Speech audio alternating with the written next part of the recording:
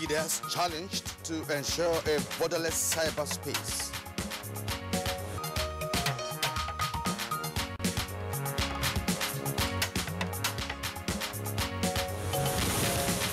Independent National Electoral Commission to spend 700 million naira on continuous voter registration this year.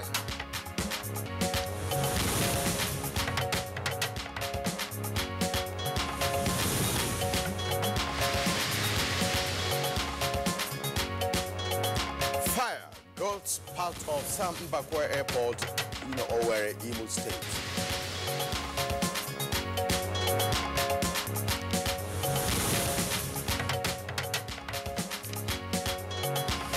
Good morning, Nigeria. Today, our focus is on the menace of kidnapping nationwide.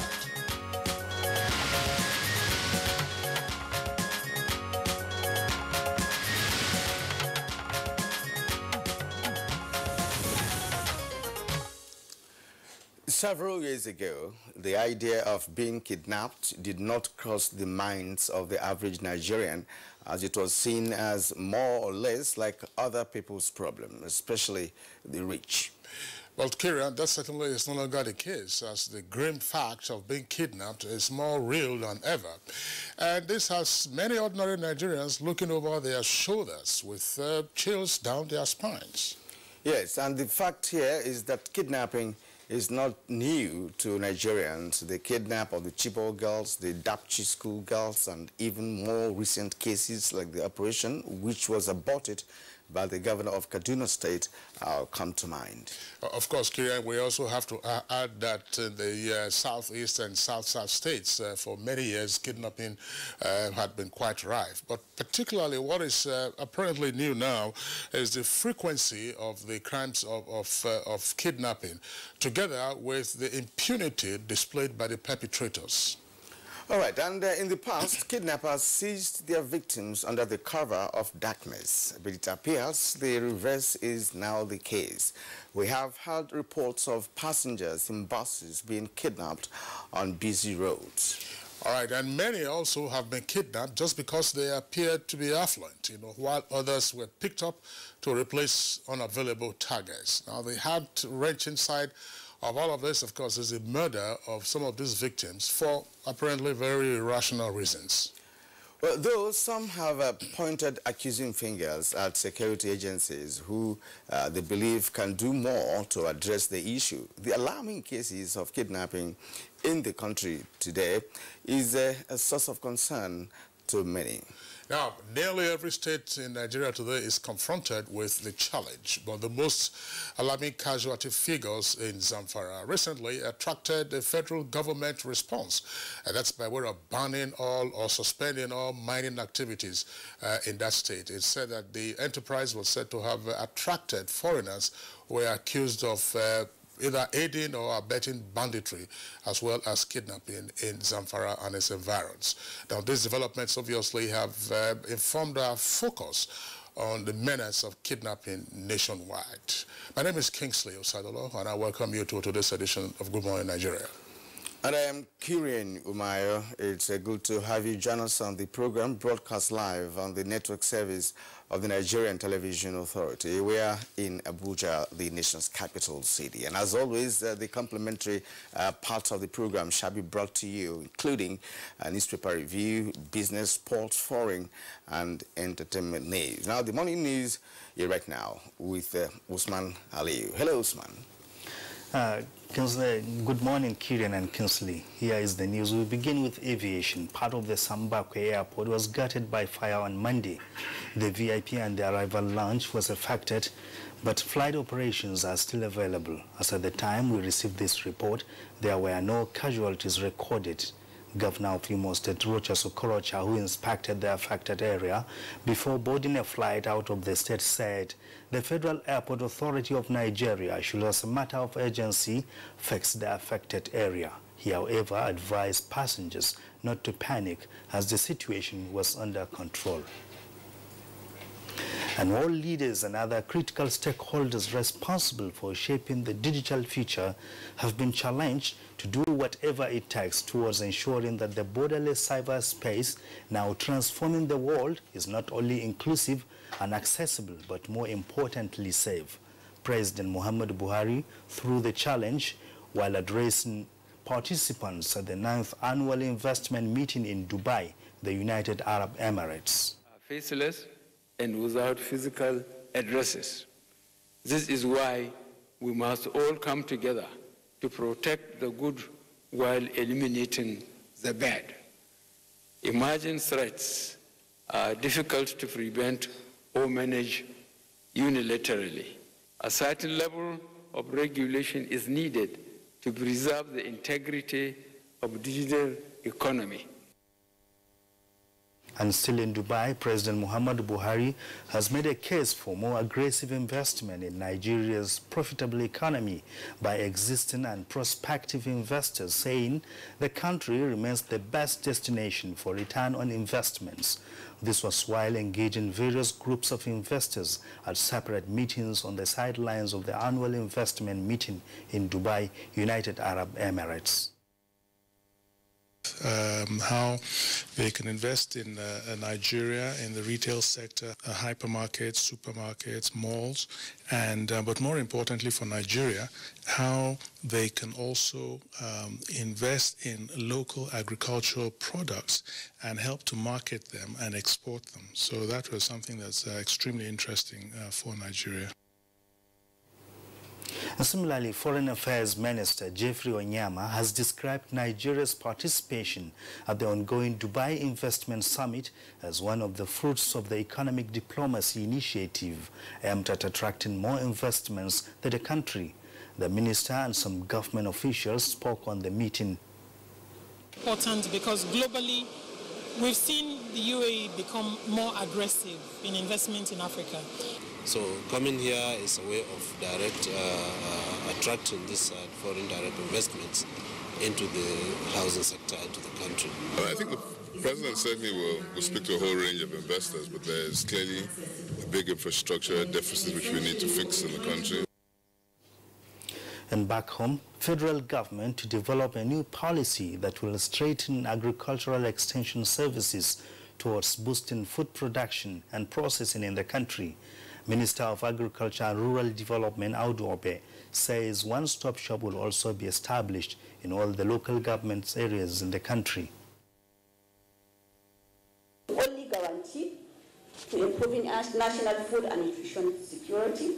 It is also the only way to ensuring the development of high-quality agricultural products that can compete effectively in the global market. The Independent National Electoral Commission, INEC, is to spend 700 million naira for continuous voter registration in 2019.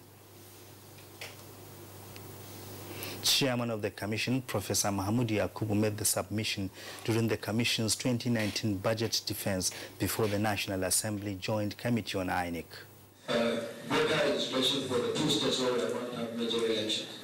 But we need some discussions around the voter registration before we go back to doing the voter registration nationwide, including the kind of machines that we have used for the voter registration. And there is a hope for a more robust executive-legislature relationship during the 9th Assembly, resonates among senators and House of Representatives members-elect. Correspondent reports on the commencement of orientation for the second batch of the newly elected lawmakers. We're praying that we have those leaders who will be able to sustain what we have done in the 8th Assembly and even surpass. And we don't want any leadership that would take us back. We have made a lot of mileage, and we hope that we're able to get the kind of leadership that will build on the achievement of this assembly, which is unparalleled in our legislative history. Issues relating to environment, climate change, impact on sustainable tourism development, global ethics on tourism, and the new media, digital tourism, top discussion at the 2019 Tourism Journalism Communication Training in Abuja. Nigeria is a tourism destination. There is no doubt about that.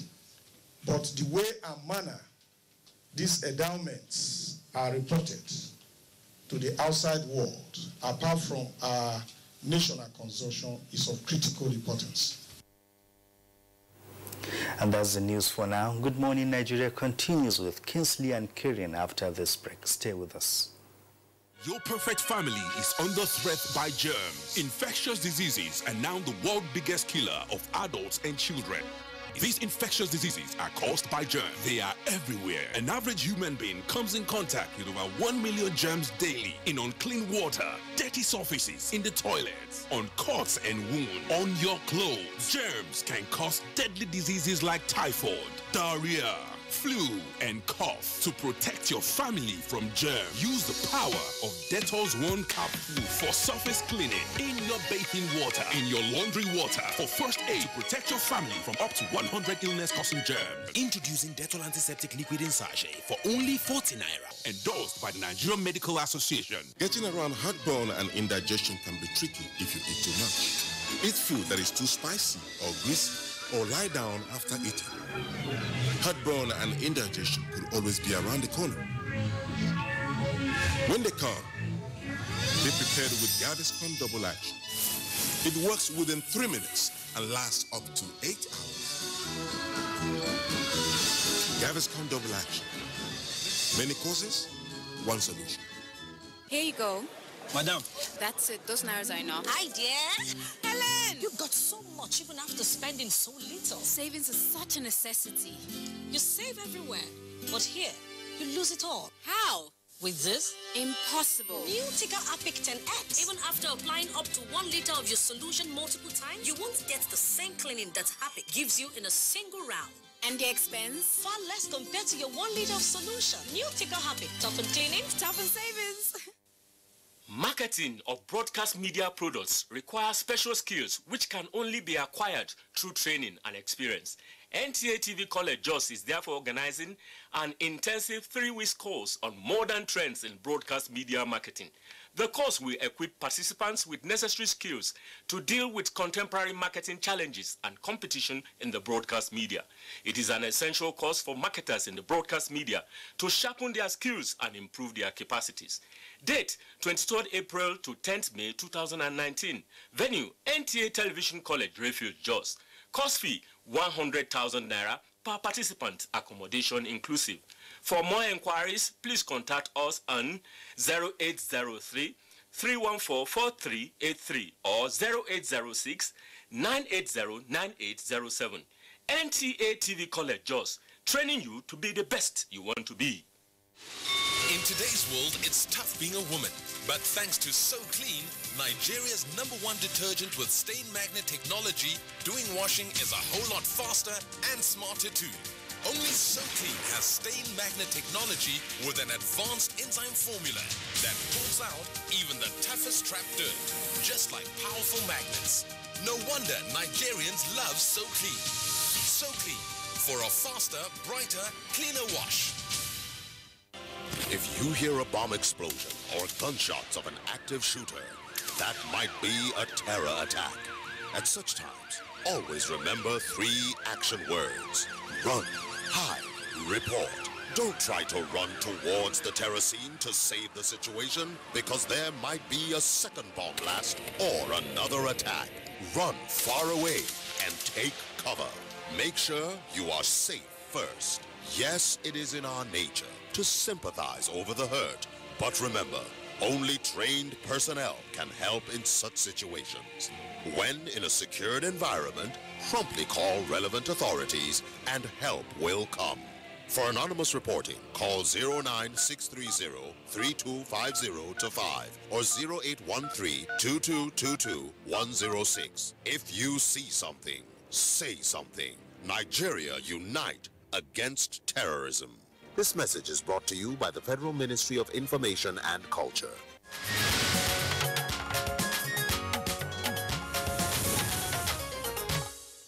You're watching Good Morning Nigeria, and now let's go business. Federal government secures pact with Islamic Bank to fund textile industry and National Hajj Commission. Let's now join Kunle Adeyeye for details of that. The technical assistance financing pact with the Islamic Development Bank for Nigeria's textile industry and the funding of the National Hajj Commission is to the tune of $523,823. A statement by the media advisor to the Minister of Finance, Paul Ella Abechi, states that the deal was signed at the 44th Islamic Development Bank Group annual meeting in Marrakesh, Morocco. Finance Minister Zainab Ahmed signed on behalf of the federal government, while the president of the bank, Dr. Banda Hajar, signed on behalf of the Islamic Bank. The minister emphasized that part of the fund, which will come in form of a grant, will be expended on capacity building, acquisition of equipment and logistics upgrade, and the National Hajj Commission, while a substantial part of the grant will be dedicated to the improvement of cotton, textile and garment value chain in the Federal Ministry of Industry, Trade and Investment. In another development, an economic analyst, Dr. Emeka Okengu, has advised the Central Bank of Nigeria to incorporate more states into its plan to revive palm oil production in Nigeria. The CBN recently engaged state governments from the southeast and south-south regions of the country. And limiting it to calling state governors into a meeting.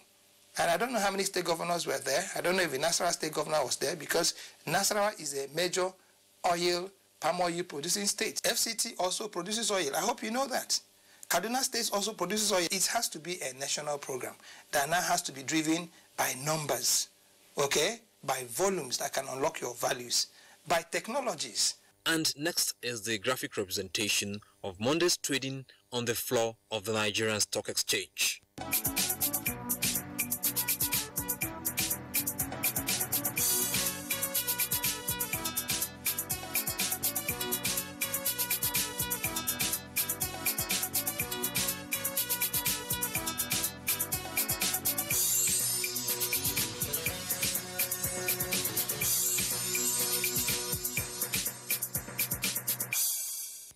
With business news, I'm Kunle Adeyeye.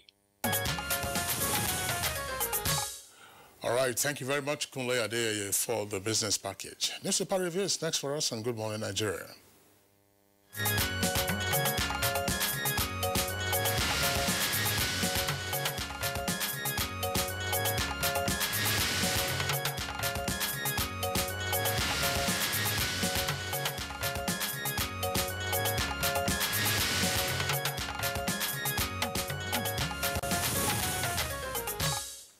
And here we have Bayo Atoyebi, our newspaper reviewer, here with us in the studio. Bayo, it's good to have you. Join us again today. Thank you, Kirian. Good morning. Good morning, Kinsley. Good morning, Nigeria. And we have just 3 newspapers, Kinsley. That's right. And we have to start with the Daily Sun newspaper. Besides the nameplate of Daily Sun, Rivers, Health May Rule in Army as panel concludes probe. With a rider, Supreme Court dismisses Magnus Abe's suit on APC primaries. That's in River State. It's on page 41. Now, the lead story, which is very, very important, xenophobic attacks, that's the kicker, 2 Nigerians murdered by South Africans. With a rider, civils, Nigerians beg federal government, especially Nigerians in South Africa. Now, the photograph there is that of the governor of Kaduna State, Malam El-Rufai, sympathizing with one of the victims of a banditry attack at the Binungwari General Hospital in Kaduna, and that was yesterday.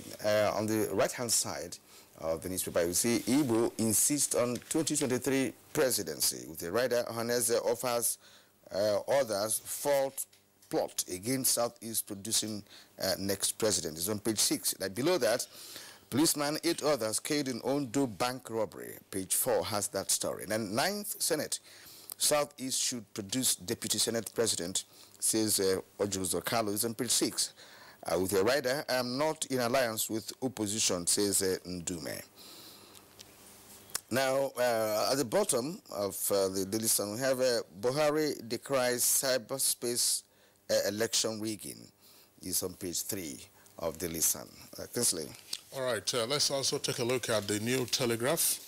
New Telegraph, above the name flag, you have the headline, Fuel subsidy soars to 3 billion naira in one day.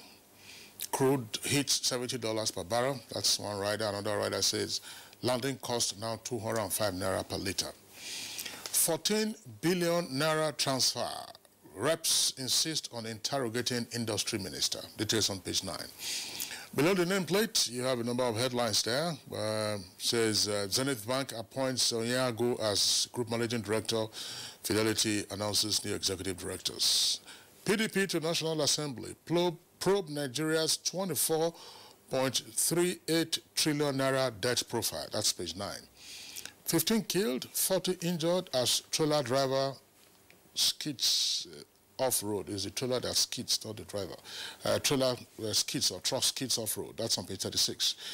Man bags life imprisonment for defiling list. That's page 36. Now, late story says, with a kicker, Reps Speaker, Dogara's men move against Gbajabiamila with 3 riders to sponsor North Central and Northeast candidates. Undume meets Oshibajo, insists on Senate presidency. Kalu, why APC should zone DSP, that's Deputy Senate President, to Southeast.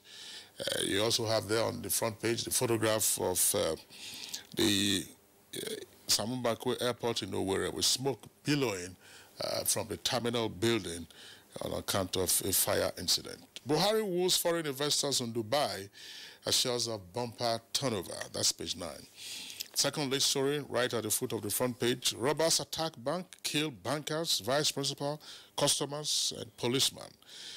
20 gunmen killed, a gunman killed 20. Set houses ablaze in Kaduna. That's page 7. And a health story there. Chili peppers may stop lung cancer spread. That's chili pepper is the regular pepper that you have, a hot one. The red one? Yes. Yes.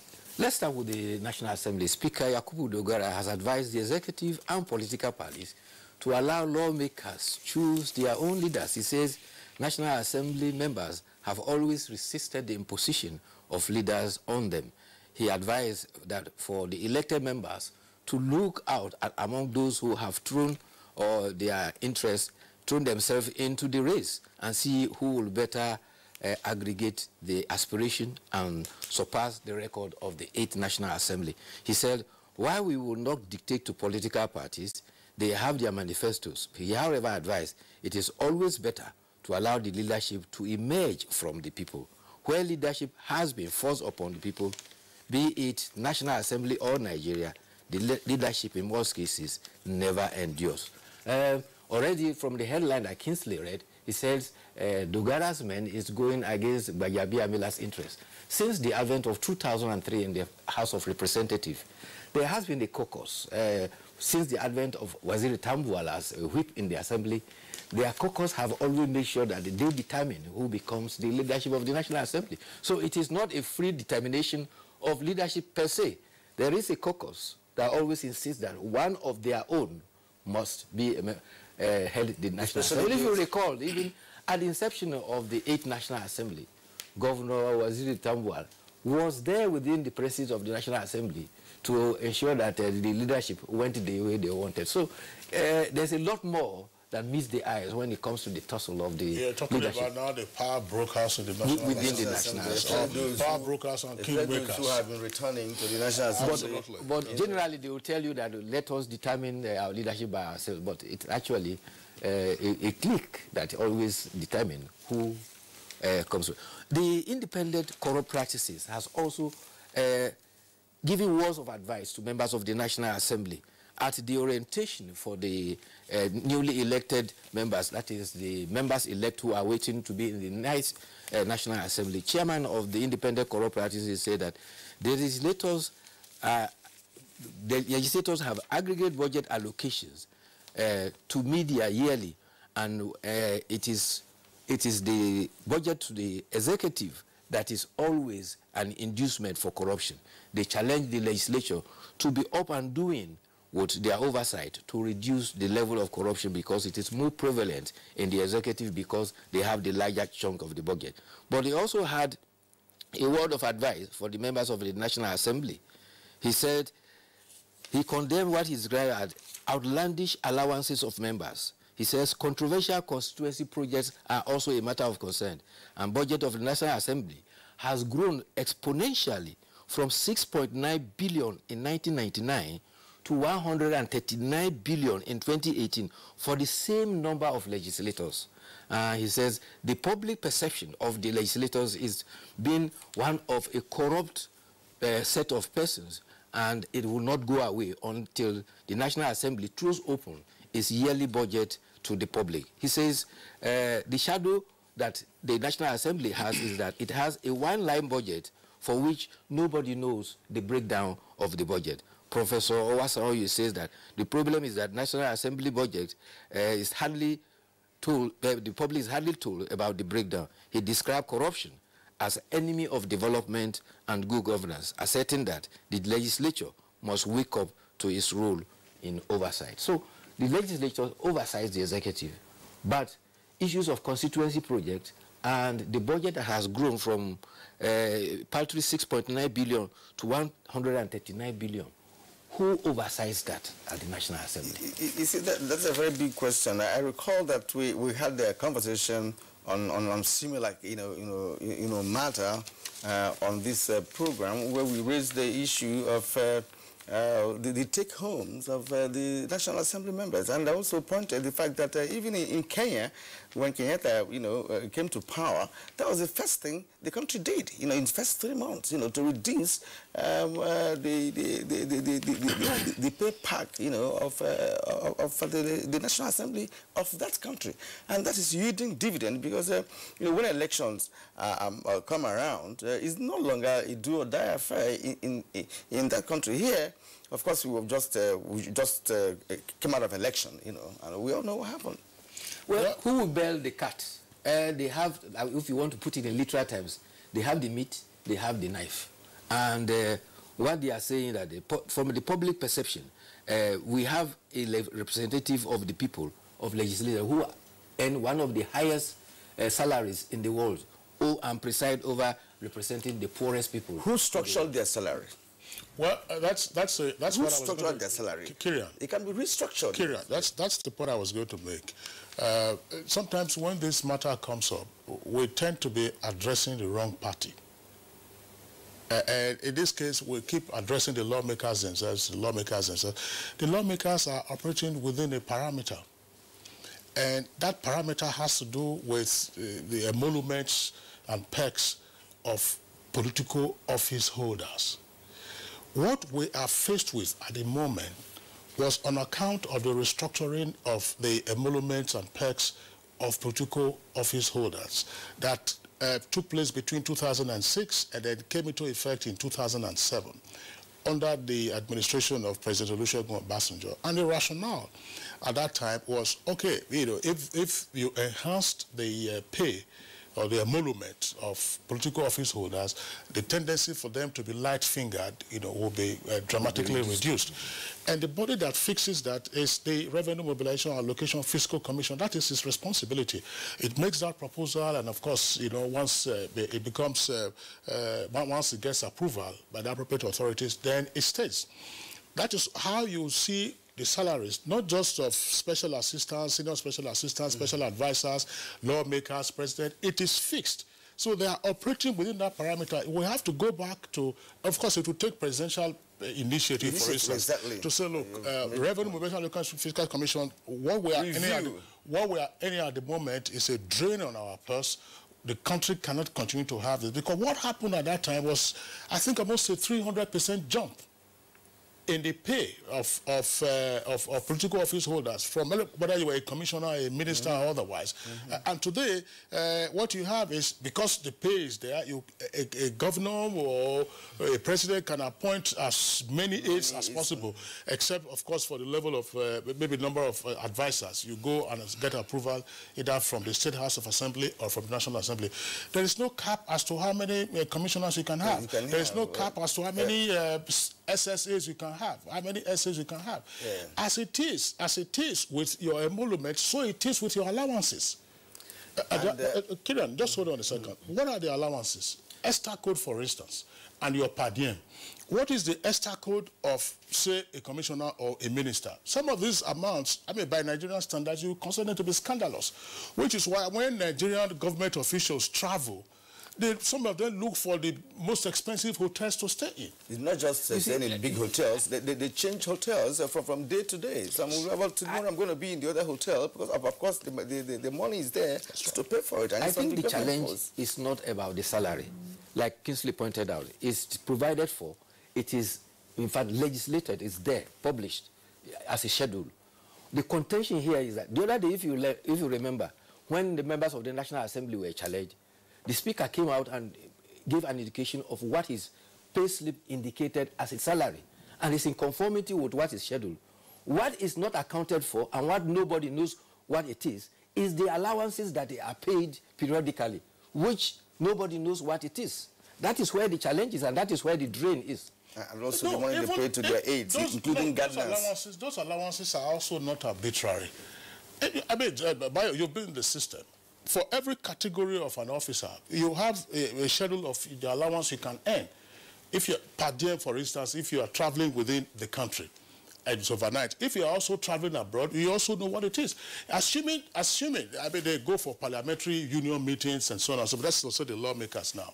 If they are going for 5 days or they are going for 10 days, calculate the ESTA code, the cost of the ESTA code, and multiply by Naira. Their budget is not in dollars. Their budget is in Naira. Yeah. So if they are going for 10 days, and I'm just assuming, and they say the ESTA code per day is, let's say, $600. Multiply that, and the man is going away for 5 days. And it's one. You see, if the man going alone, what about his aides? He may decide to go with his aides or PS who also get ESTA code along the line. And nobody determines how many aides should travel with a particular officer at a point in time. You know, that is the conduit pipe that we're talking about. I agree with you. Yeah. All right, now let's return to the newspaper that I have here now. That's the Nigerian pilot that I have here now. Nigerian pilot, below the nameplate, 20 reportedly killed in fresh cardinal attacks on page 9. Revenue Commission to probe banks over 100 billion naira stamp duties. And now the lead story on the Nigerian pilot, come to Nigeria and prosper. With 4 riders, Buhari tells investors in Dubai, says they would reap handsome returns on investment. We are ready to invest in Nigeria, Abu Dhabi CEOs. And now say they have interest in agriculture, power, oil and gas. And below the photograph in the front page of the Nigerian pilot, we have Ndume insists on Senate presidency seat.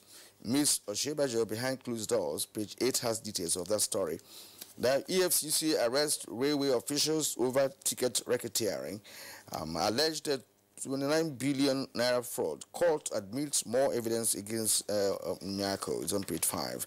Knife strikes the great terrorists in northern Borno is on page 11. Rivers APC crisis. Supreme Court strikes out Abe's case on page 7. APC has no candidate for Anambra Central senatorial seat, says the court, is on page 10. Let's draw attention to robbery that has taken place in Ondo State at a place called Idoani. A gang of robbers used the same method that had always been used at 2:30 p.m.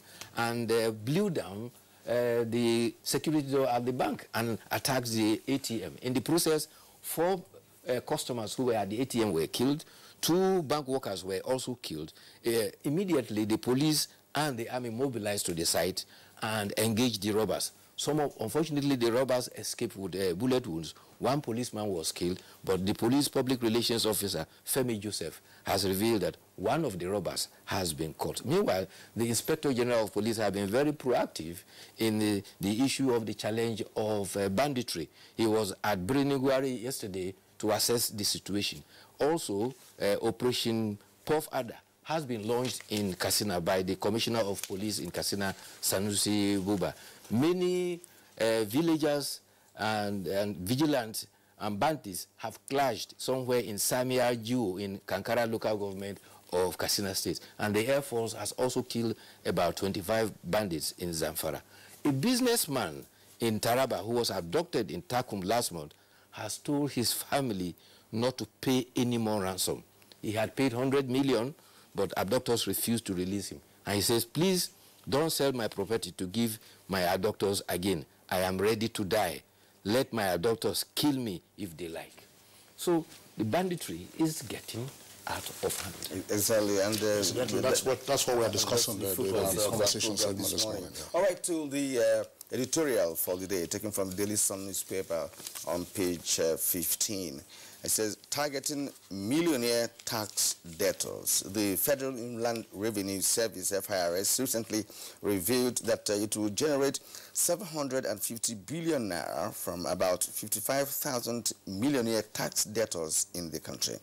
The move may not be unconnected with the government's new revenue streams, especially the identification of new taxes, which the Finance Ministry is working on with the Inland Revenue Agency to fund the 2019 budget and broaden the tax base. Bayo. Well, you will recall that the Federal Inland Revenue Service, while briefing the National Assembly, indicated that they were able to get about 23.35 billion from bank substitute exercise, which they embarked upon. And they also have now embarked on a target of 500 millionaire debtors who they expect to pay about 24 billion if they are able to meet this target. The Federal Inland Revenue Services has its schemes, particularly the latest is the Voluntary Offshore Asset Declaration Scheme, VOAS, and it believes that by the process it will be able to woo undeclared asset owners to come forward voluntarily to pay up their tax. The whole idea is that for who so much is given by Providence, have a lot of, should be able to pay a lot of tax. But most unfortunately, what happens is that the billionaires are the ones who incidentally hide their assets and pay very little tax. And therefore, you leave it to every poor public servant like you and others. Before your salary is paid, your tax is already deducted. And it ends up being a paltry thing and cannot go anywhere. And so the efforts should be intensified to ensure that the millionaires pay what is due.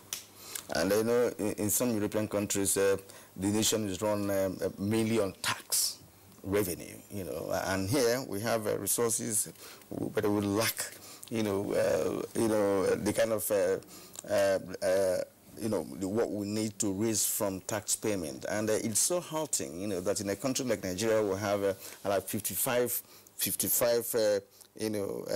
1,000 millionaires are not paying tax, or 55,000 millionaires are not paying tax. It's not a good story, Kinsley. Tax was the basic source of revenue for government, right from the advent of the First Republic, with support from agricultural produce. However, with the advent of the oil boom, even the ordinary tax that was collected, which was called poll tax, was stopped. Everybody relaxed, and we felt that the oil boom was enough to sustain everybody. And now we are going back to make sure that people pay tax to provide services. Good move, but there are also concerns now as to how well this can be implemented. That is a subject matter for another day. Companies are already complaining as to some of the measures being adopted by the tax authorities, that amounts as balances in their accounts are being, as it were, compulsorily taxed. Whether the amounts are for cost of business, or whether they are profits or accessible profits or otherwise, is virtually immaterial. But the point about, getting the wealthy to pay appropriate taxes is a useful one. Well, thanks a lot for being with us this morning. See you again tomorrow. All right, it's Good Morning Nigeria. We'll take a short break. Now, when we return, we'll be talking about the menace of banditry nationwide. Nigerians. Suicide bombers are not spirits. They are not ghosts. They are human beings like you and me. They live amongst us. They are your neighbors. They are your friends today, but terrorists tomorrow. So you must know your neighbor now. Security begins with you and me. Know your neighbor. Be vigilant. Be security conscious. Report suspicious persons, objects, and movements to the police and other security agencies. The security of our nation is a duty for you and me. If you see something, say something. Nigeria, unite against terrorism. This message is brought to you by the Federal Ministry of Information and Culture.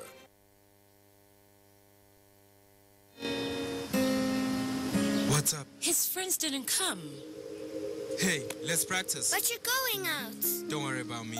Nothing satisfies a mother more than seeing a child grow up. But I know as he sweats, he'll face the risk of germs which can cause skin irritation. That's why you need the new best ever Dettol Cool. Its new advanced formulation with extra menthol protects from up to 100 illness-causing germs and gives your family icy cool freshness.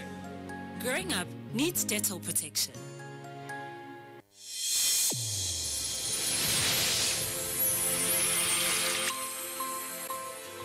A new edition of TV Guide is out with special focus on the role of the media in election coverage. Exclusive on the National Broadcasting Commission, its mandate as the sole regulator of Nigerian media. Dr. Thomas Dabaden and Ishak Modibo-Kawu. Now, this edition also features the king of stand-up comedy in Nigeria, Ali Baba. NTA standards to be ready for election transmission after decades of abandonment. Find out from the DG transactional elections in our political space. An evil wind that blows no good. DG, National Orientation Agency, calls them TV Guide. Your indispensable companion x-rays the impact of social media on electioneering process as electorates present their expectations from incoming government. Meet some TV professionals behind the screen and other inspiring stories in sports, entertainment, and lots more. Grab a copy at the vendor near you or NTA stations nationwide. TV Guide, your indispensable companion. When I was a little girl, I loved spending time with Mum and Grandma cleaning the house. I was so excited to sing in the choir. And your shirts are always so white. I knew what Mum's secret was. Today, I'm a modern woman that still trusts the secrets passed down to me. It's Jik, of course. The original trusted bleach, which can be used all around your house for amazing results. Shh, it's our little secret. It's no secret. It's Jik's best ever extra whitening power. Just Jik it. Ladies and gentlemen, please welcome the daring and invincible Louis the Mosquito. Responsible for 200 malaria cases all on its own. Is there anything that can kill Louis? Morphine! Presenting Mortine's Power Guard. Its powerful formula kills malaria mosquitoes fast. So, get Mortine's Power Guard.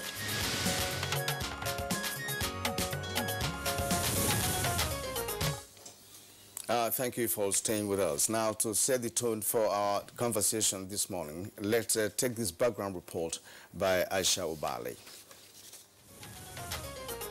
Today, it appears criminals are devising better ways of carrying out their nefarious activities in Nigeria. But government is not resting on its oars, as this boldness is being met with new strategies to beat them. Issues of banditry, kidnapping, and abduction are some of the activity of these criminals who maim and even kill unlucky victims. Observers express worry over the spread to almost every part of the country, with analysts saying that the menace calls for adoption of stiffer penalties such as death and enacting a law. Most road networks linking major state capitals have become hotspots for kidnappers. The recent gunmen attack in Zamfara, which has generated a lot of concern, has prompted government ban on mining activities in the state. This, as security reports indicate, that most miners are foreigners who have been accused of banditry. The huge ransom demanded by these criminals has placed a huge burden on families, prompting security agencies to develop new methods to tackle this problem. Many have expressed worry over the alarming number of kidnap cases in Nigeria and seek concerted efforts to ensure more arrests are made. Nigerians are still worried over what has happened to criminals who were arrested for these acts, and some insist more can be done to nip the challenge of kidnapping in the bud. Guests on Good Morning Nigeria will be discussing the issue and giving suggestions on the program this morning. All right, thank you very much, Aisha, there for that background. We have guests with us in the studios to discuss this issue in greater detail. First, let's welcome Assistant Inspector General of Police, who is in charge of federal operations at the Force Headquarters. He's Peter Ogunyowo. AIG Ogunyowo, pleasure to have you with us on Good Morning Nigeria this morning. Pleasure to be here, sir. Okay. Also here with us is a familiar face on Good Morning Nigeria, Chief Mike Ejiofor. Chief Mike Ejiofor is a security consultant and is at present acting president of the Alumni Association of the Institute for Security Studies. Mike, pleasure to have you with us. Good morning, Nigeria. Also here with us on the program today is another regular analyst on security matters, Kabir Adamo, security risk management expert. Kabir, pleasure to have you with us on the program. Pleasure is mine, King. Okay. And Kirian, we have... joining us from Kaduna Network Center is Assistant Inspector General of Police, Tambari Yabo. Tambari Yabo is a retired Assistant Inspector General of Police. So we're glad to have you this morning on Good Morning Nigeria. Thank you very much, Kyria. Sitting in our Kaduna studio is Mohammed Ali, a security expert. We're glad to have you as part of our team this morning. A pleasure. Good morning, Syrian. All right, gentlemen, once again, we welcome you to Good Morning Nigeria. Let's begin with the AIG in charge of federal operations. That's AIG Peter Ogunyowo. Our backgrounder talked about kidnapping, but obviously what we are experiencing in the country is not just kidnapping, but a cocktail of kidnapping, banditry, and all forms of criminality in virtually in every part of the country. The most prominent being what we are seeing in the northwest, in Kaduna, in Katsina, in Zamfara, and parts of Sokoto. What exactly is happening? Thank you very much, sir. I think it's important for us to realize now that as a nation we must fight criminality together. For as long as we continue to give political or ethnic coloration to criminality, we will find it difficult to continue to tackle crimes. A criminal is a criminal. You cannot call a criminal a freedom fighter. As long as we continue to politicalize criminality, we even render security agents ineffective, and we even allow the political leadership to be partisan in how to take sound decision to curb criminality. So we must, as a nation, forge together to fight against crime, because these criminals they don't come from the moon. They live within us. Security agents need information to work. If it's your brother or somebody from your ethnic that is a criminal, I think it's better for your own safety and for the safety of the nation to know that as a Nigerian, as a citizen, we all have a duties to provide information for security agents to work and to even contribute positively. That is what the Section 24 of the Constitution says. But I doubt if most of us even know that we have a duty as a citizen. Rather, what we see is people talking, the government has not done this. Have we done our own part of duties as a citizen?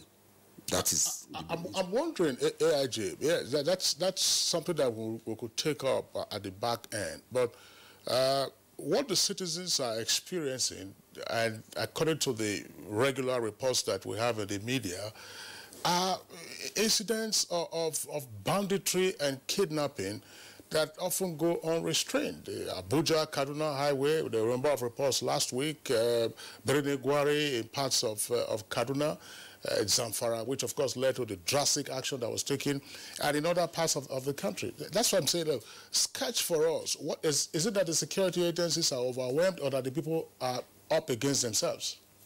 Well, I wouldn't say the security agents are overwhelmed. What I'm saying is that when you look at the ratio of the security agents in terms of UN policing standard, you will still realize that we are still short of the whole security agents combined together. That is why we need the collaboration of the citizens to assist in providing information. You can only work on what you have. For example, if a group of people move out to go and commit crime, there's nothing wrong. It will be deterrent if information is passed to police. You can nip it in the bud. We believe in preventing rather than want to combat, because by the time you want to combat, it can lead to fatality. That is what we are seeing. Everybody has a role to play. You can have all the armored tanks in this world, and if you don't know where and where, supposing along Kaduna Road, it's a long stretch. If you patrol towards area, the criminals are watching too. They know where, they know that little space. They can act within seconds, and by the time you go back there, they are into the bush. That is why intelligence is very key to curbing criminality. And talking about intelligence, we do believe that you're an institution who should lead us in terms of intelligence gathering. And police adopted various operational methodologies, to combat this menace in recent past. So we recall that some time ago, it was declared that Kaduna Highway is now free, after some operations carried out by the police. But a little after that, right, they returned, and they returned with a bigger, velocity to the point where they now do it in almost on daily basis and in the broad daylight. Now, the issue constantly raised about being overwhelmed comes back to it. That's what does the police really need to ensure that the areas that have been known to be notorious about this menace can be fully secured? Well, let us not forget that we just concluded an election that the whole world concentrated on Nigeria, and that definitely took us out of some areas because we needed to ensure that our democracy is entrenched. So, peradventure, maybe little space were created for the criminals, but I think now the new police team has election off their hand now. So that is why you are now seeing this new strategy that they have to ensure that for the last time we don't allow, we reduce the operational capacity of operational space of the criminals. And that is what has led to this idea of Operation Puff Ada, which is ongoing now and is going to be extended to other states. All right, thank you very much, AIG Ogunya. Well, we'll come back to you in the course of the conversation. Let's bring in now Kabir Adamu. Kabir, what is your reading of the situation? Quite unfortunate, frankly. A problem that should have been tackled at its inception has been allowed to become a monster. I am of the opinion that kidnapping has become an industry, unfortunately, in the country.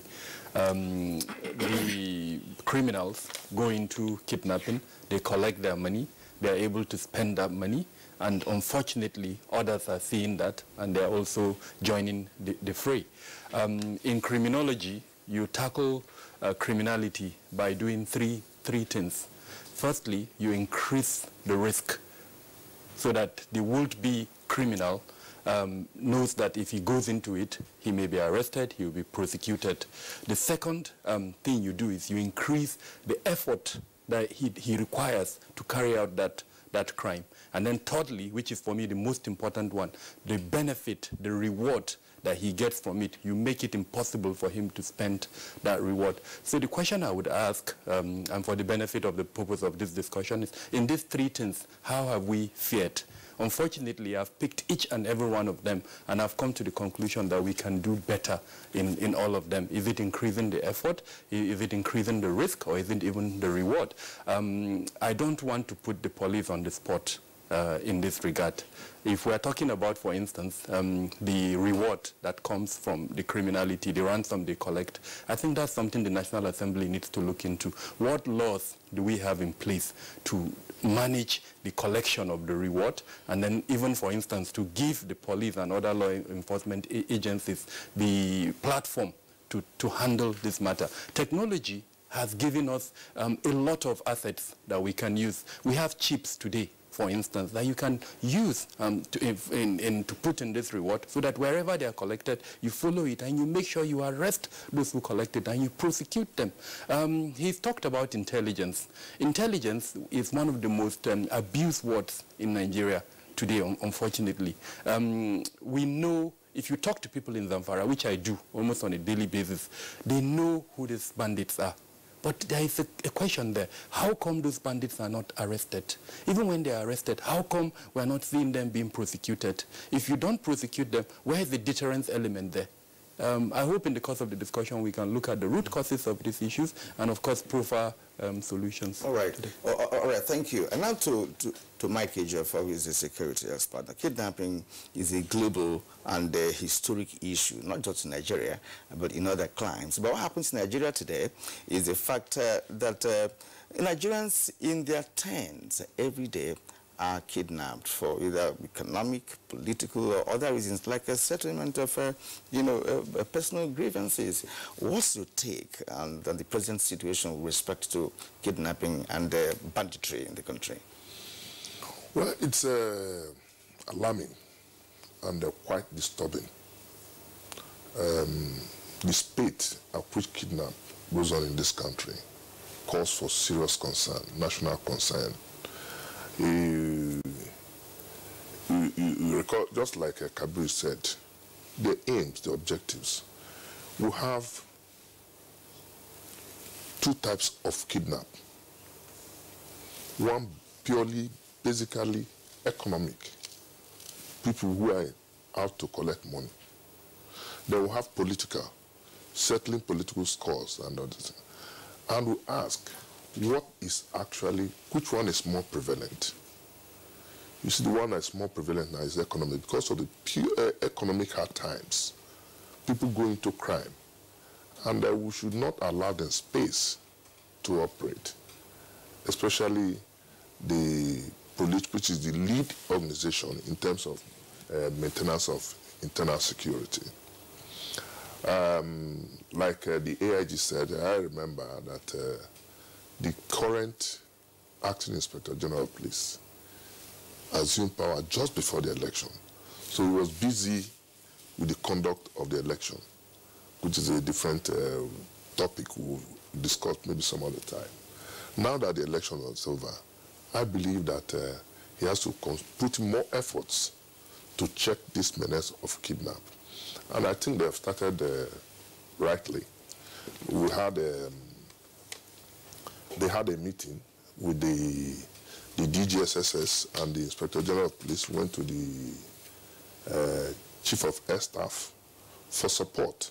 One thing that gives me joy now is that there seems to be this synergy between the various security agencies, especially at the leadership and strategic level. And if that is done, it will go down the line so that everybody will operate together. Now, I saw yesterday, I think results have started coming, where the Air Force claimed they bombarded some of the locations. And this is a result of intelligence and synergy between the agencies. And I think, like the AIG said too, we need the support of the people. If you don't have the support of the people to volunteer information, there's no way this thing can work. And I think this is what is playing out now. All right, Mike, thanks. We'll come back to you. I recall, of course, you had an unpleasant experience of having been kidnapped yourself. And we had you on Good Morning Nigeria to talk about your experience, the extent to which that was necessary to disclose. There are one or two things that we'll get you to clarify in the course of this conversation. Let's go over now to our Kaduna Network Center, where we earlier introduced two of our guests, retired AIG Tambari Yabo, as well as Mohammed Ali, who is a security expert. Gentlemen, again, let's get your opening salvo. I mean, you are in Kaduna there. I'm sure there are daily reports, if not in the official or private media, but at least by word of mouth, you get to hear about unpleasant experiences of persons who are either on the highway or in their villages. Farmlands have been left desolate on account of bandits and kidnappers just going to raid farms. And you are wondering, these are peasant farmers. What exactly, in your opinion, is happening?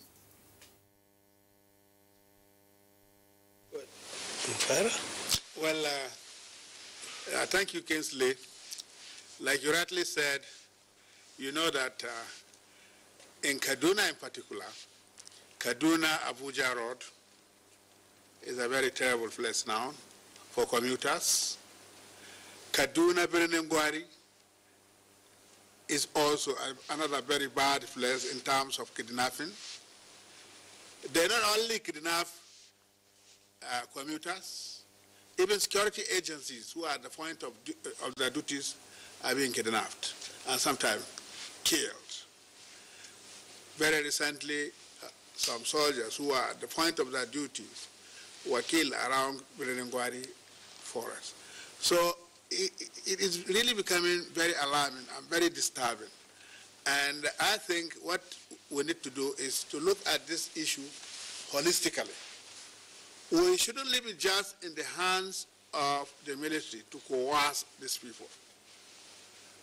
There is need to bring in the society at large, the traditional rulers, the vigilante groups. Don't underestimate them. In the Northeast, the civilian JTF has made significant contributions in the fight against the Boko Haram.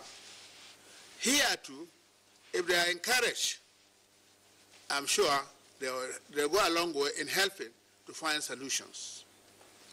You need to bring them, the traditional rulers, the vigilante group, community leaders, the imams, everybody, bring them to seminars, educate them, give them some training on how to pass information, because information has to be managed properly.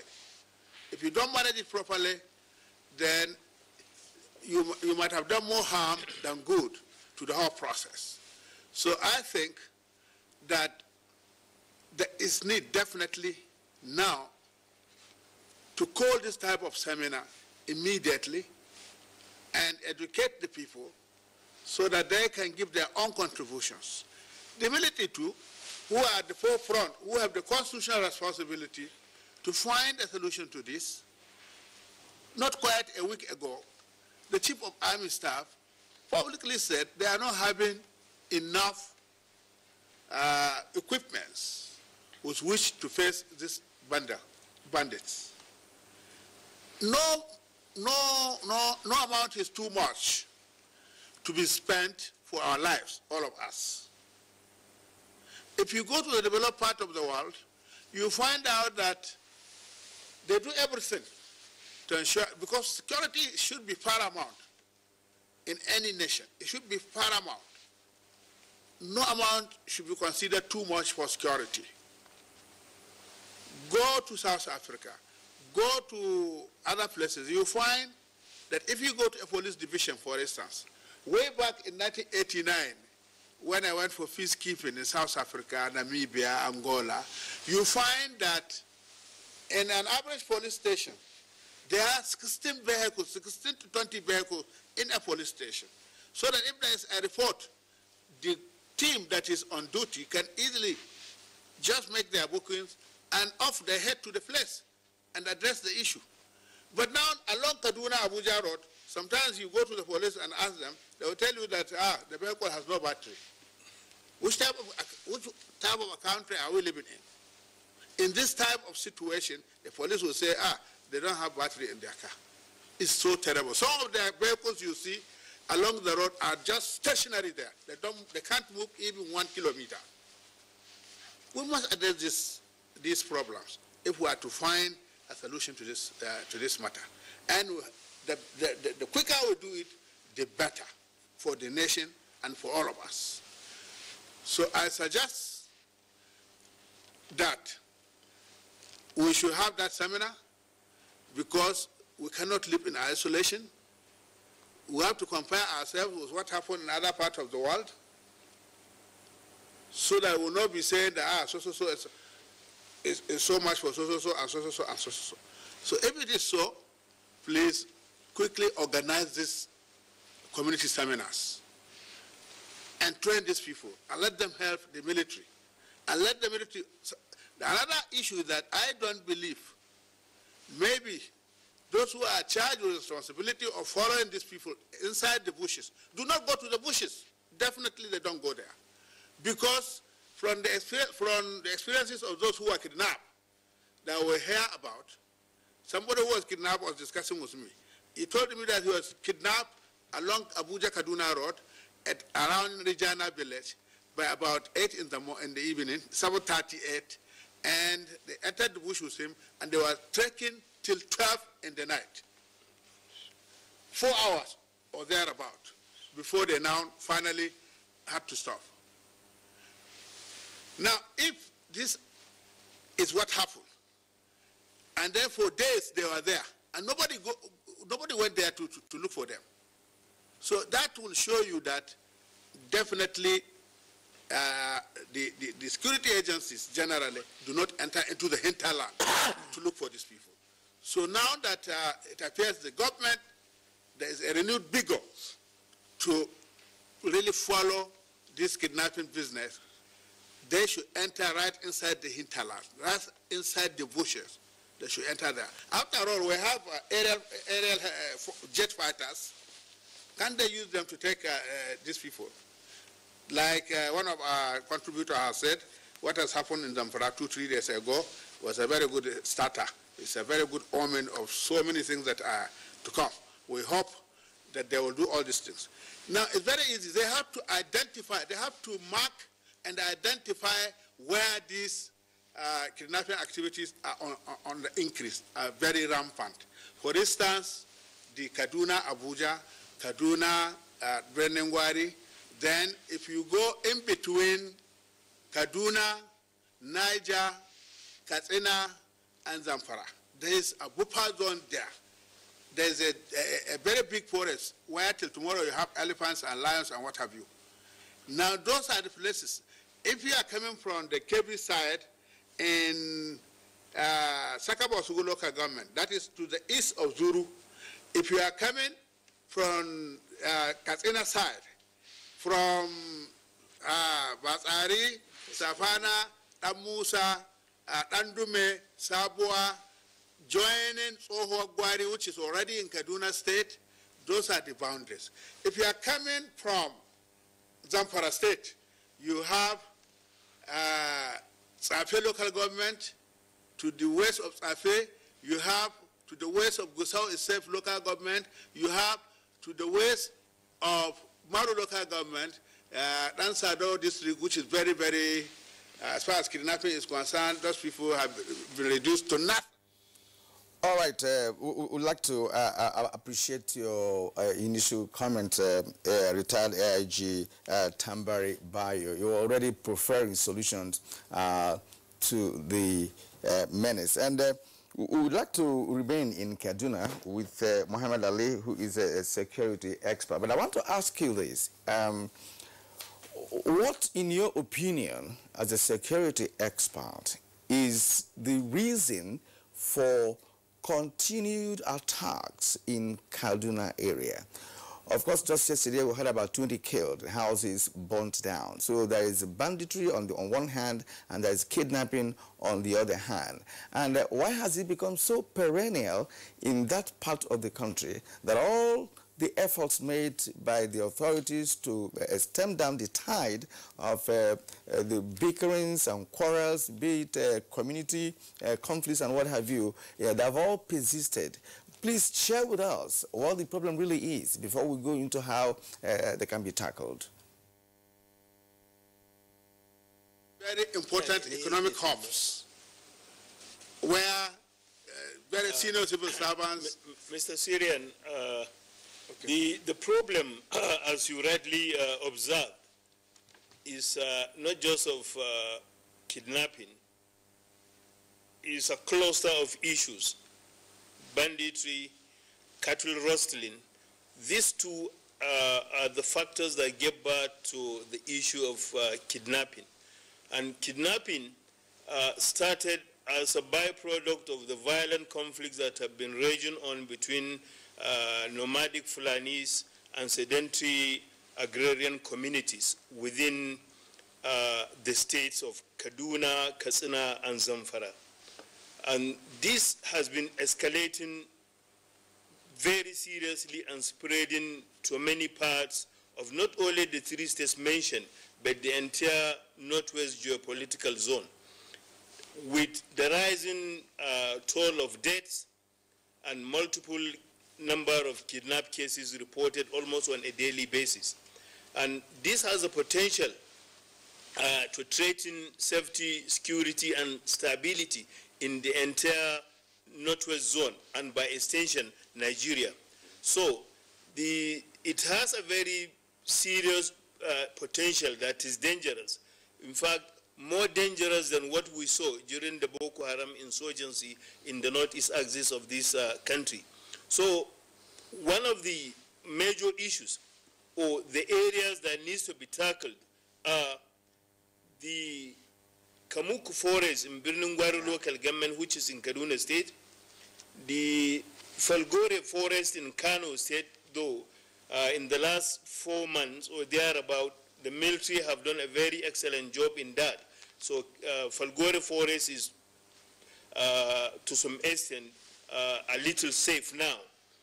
Then we have the Dansado Forest, and of course, the Dajun Rugu Forest, which stretches through Kaduna, Katsina, Zamfara states, and of course extended into the fringes of Niger Republic. So these are the areas where these hoodlums are using as their cover or hideouts in order to continue their illegal harvest of killing or abducting people for ransom and so on. All right. Mohammed Ali, thank you very much. We'll return to you shortly.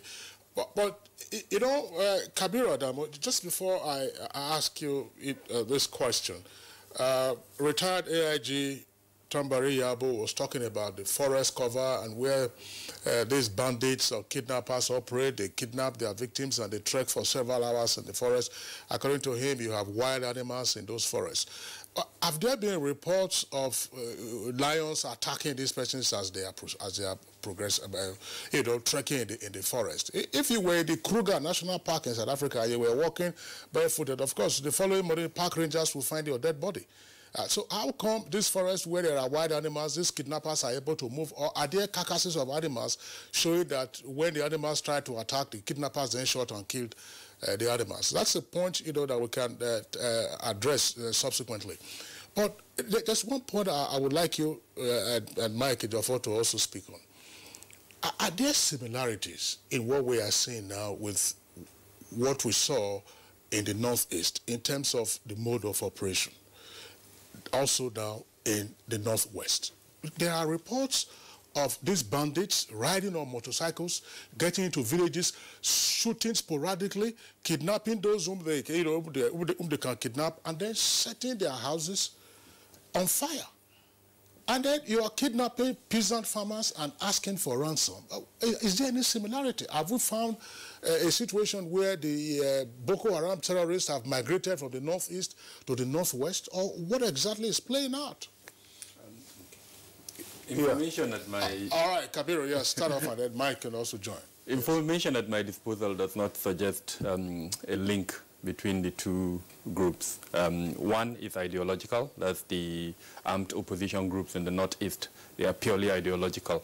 They use, of course, criminal methods, terrorist methods, in an attempt to achieve their objectives. And I think therein lies the similarity. The killings, the wanton destruction of public property, villages, burning them down. But in terms of their objectives, totally different. Like I said, the armed opposition groups in the Northeast are ideological. They want to establish a Sharia enclave, quote unquote. But, all of them, 3 or 4 of them that are operating. Now, the bandits, we see the issue as a socio-political issue that started, like one of the speakers in Kaduna mentioned, as an issue between 2 communities, really.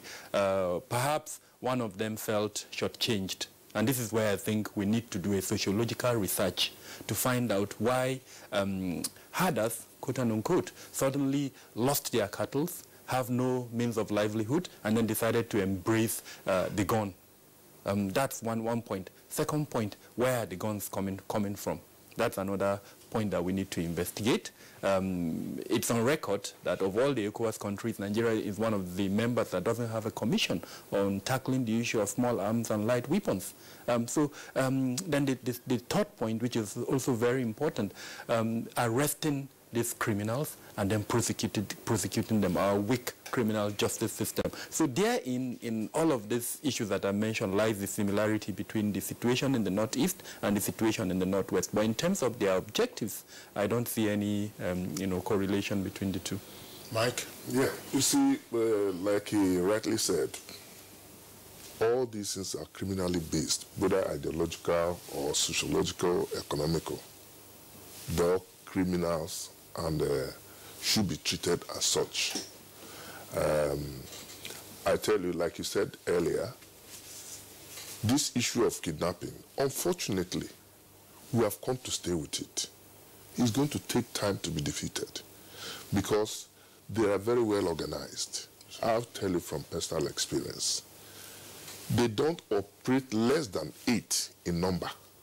They operate between 8 to 12 because they are very well organized. And in their cells, you have the intelligence cell, you have the operational cell, you have the support group, technical group, in each of these groups. So they are not purely illiterates. And until the harsh economic conditions are addressed, we have come to stay with it, unfortunately. Because why I say this, some of them have the backings of prominent politicians and high people in the society. How do you, like he asked, how do they acquire the guns they use? We see guns being seized, at the port of entry. And have you seen any AK-47 than pump action? But these people are armed with AK-47. That means they have the backing and supply of it. I tell you from experience, the time they were negotiating for my release, they openly tell you that people give them the gun, they have to pay for it. So it's going to be difficult.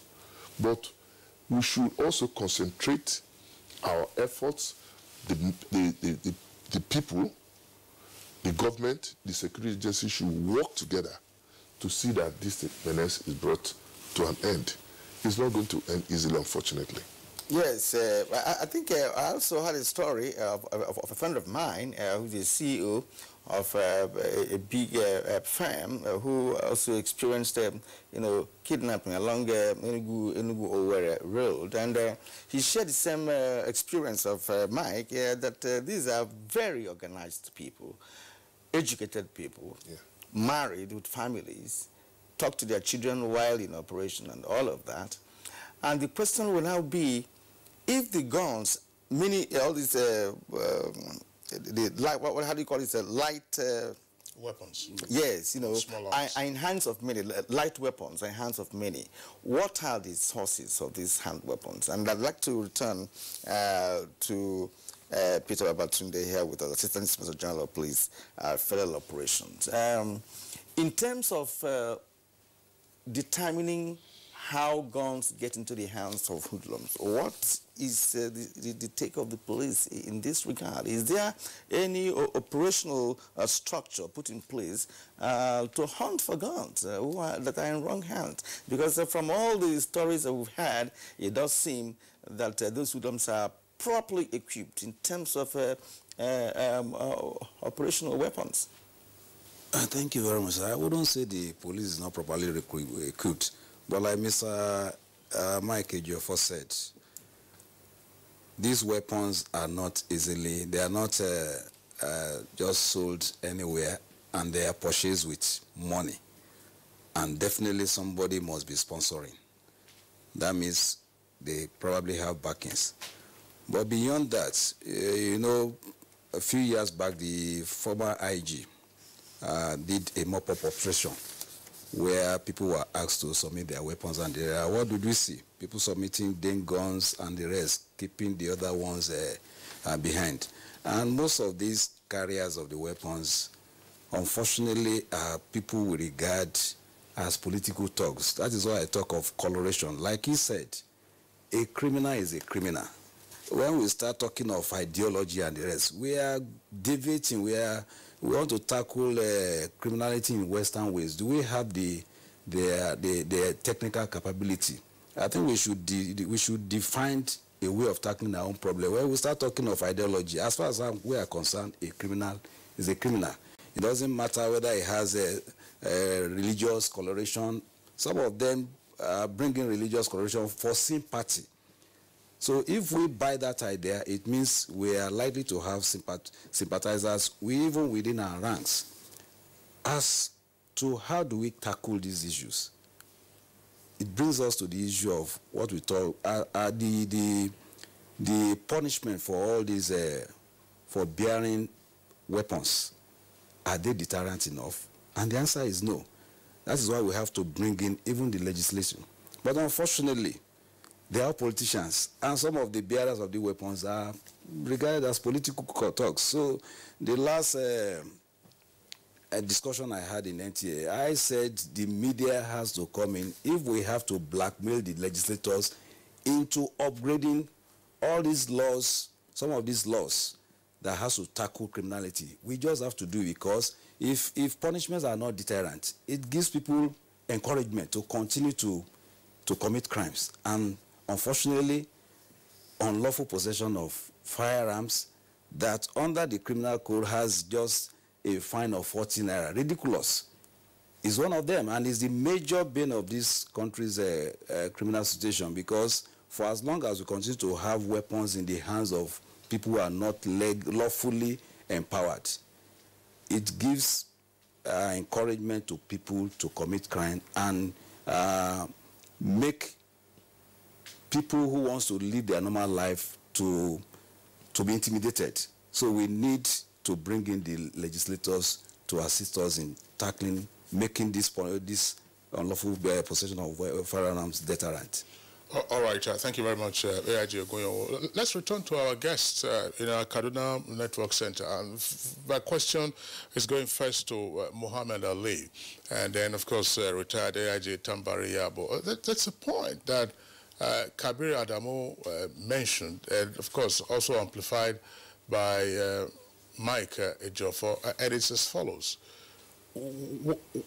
How can kidnappers be deterred in terms of the proceeds of their crime? I'm asking this question because when you look at some of the operatives who have been arrested, and the police have done a good job of this, that's the intelligence response team or unit of the IG's office. You arrest them, and when you watch the tapes or the video clips, you just find that, you know, these are scruffy elements, and yet they keep talking about millions and millions and millions. Are they the ones who are receiving these millions? Why do they spend the money in the first instance? So how then do you deter them from that? And in terms also of the level of organization of the kidnapping ring, it's a point of curiosity whether lightning strikes twice in the same place. In other words, do we have reports of one person who has been kidnapped more than once? Maybe after they kidnap you, download your account, you know, they set you free. When next they get, have there been such reports? Can we understand all of this? We have not received the report of one person kidnapped twice. But Mr. Kingsley and our listeners out there needs to understand that this kidnapping has today become a big business. Like it or leave it, we have syndicate managers living right amongst us who are collaborating with the kidnappers. In fact, they served as informants to the kidnappers who give them intelligence information as to who has gone to bank, who is having what, and who is doing what. Sold a car and so on and so forth. He has sold a car today, or he has been seen in the bank. He has withdrawn millions of naira in 10 Ghana must go, things like that.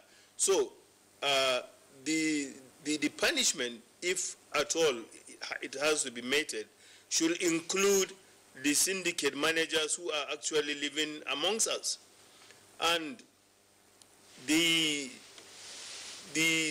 time kidnappers who are arrested, the time it takes for them to be kept in the cells, I think is also something that needs to be looked at. It gives them a leeway to sometimes pay for their bail. I've seen a situation where somebody has paid as much as ₦1 million to be set free. Now, what stops that same person going back to engage in kidnapping? Since he knows he can get money, okay, he has paid $1 million to be set free. He will go back whenever he kidnaps. What he will demand is 5 or 10 million naira from his victim, so that if he's arrested again, he can part with 2 million. So I think the legislatures or the National Assembly should sit up and promulgate a law that will provide for death sentence for anybody caught in the process of kidnapping. Whether he has maimed his victim or not, he should be hanged and executed publicly. That will be the main breakthrough. But the moment we continue to arrest these kidnappers and keep them in cells, awaiting for their relatives to come and pay for bail, I think we'll continue to create the problem. And I want to ask the IG with us, is actually bail free? We've been told time and again, bail is free. But people, even with minor cases, people are, hundreds of thousands of naira are demanded from relatives of victims as payment for bail. So all these are issues that needs to actually be corrected. If we want to have our acts right, we have to sit up and do the right thing and ensure that whoever runs foul of the law is dealt with sarcastically. Otherwise, this issue of kidnapping will not go, will not leave us. Well, let's remain in Kaduna and allow retired AIG Tambari Yabo to come in here very briefly too. In your opening comment, you were so passionate about how poorly equipped the Nigerian police is, and you also tried to profess solution to what can be done to track the hoodlums wherever they are. In your opinion, and one who has served in the Nigerian police, is it a possibility to inject technology in all of this? If your answer is yes, what kind of technology would you suggest the police to, of course, to apply to see how the hoodlums can be tracked anywhere they are? Because presently, as you all have said, Nigeria is not adequately policed as a nation. Well, thank you, Kirian. Technology is already committed. The military, especially the Air Force, their fighter jets, they have very powerful cameras with which they can use to take pictures of objects that are down many kilometers away from them, and they can accurately calculate the distance and then strike and get their targets. So technology is already on. Even the police, they are using technology, man, to track down these criminals. However, Kinsley, it is also important, like the president did when it comes to question of corruption, these whistleblowers. The same thing should be done because this thing has reached an alarming rate now, and we must find a solution.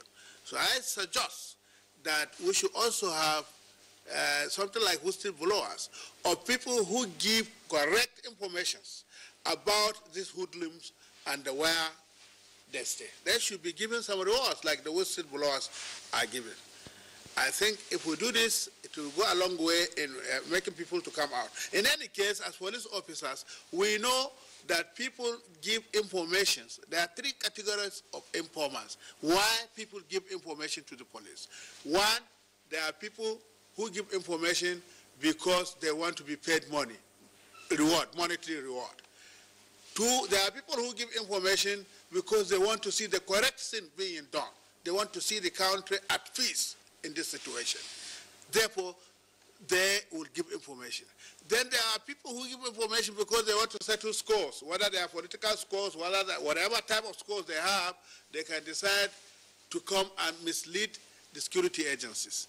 So if you put, like you did in the corruption fight, you do the same thing as far as this kidnapping is concerned, I'm very sure it will go a long way in trying to find a solution. About the question you asked, how they spend their money, they lavish the money. If you go right inside the bushes, they used to have barbecues, they used to have parties, they dance and wine and do whatever they want to do because they know that on their own, nobody will come there. I have seen clips where these people used to have parties, dances, young men and young women were having fun right inside the middle of the bush. They're on their own, nobody is coming, so they can do whatever they want to. So that's how they spend the money. They lavish the money. That's what they do. All right, retired AIG Tambari Yabo, thank you very much. And gentlemen, we're still continuing with this conversation. We have a number of tweets that have come in. We are taking a short break now, and when we return, we'll take those tweets. But just a piece of advice to those who are sending in their tweets. A tweet is supposed to be a short message. So please avoid writing an essay. If you have written an essay, try and revise it and give us no more than 2 sentences, crisp sentences. We'll take a short break now. Team huddle. But we lost. Don't be tired, guys. This isn't a loss. It's a practice for winning. Nothing makes a mother prouder than seeing her child growing up. But I know as he learns to lead, he'll face even more dirt, germs, and risk of illness. That's why in changing seasons, you need strong Dettol protection. Because Dettol protects from up to 100 illness-causing germs. Growing up needs Dettol protection.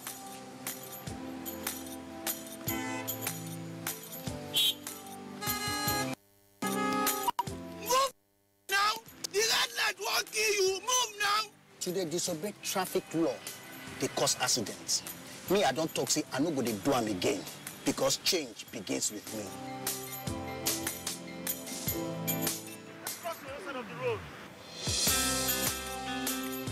I will no longer endanger my life crossing the express. Instead, I will use the bridge because change begins with me.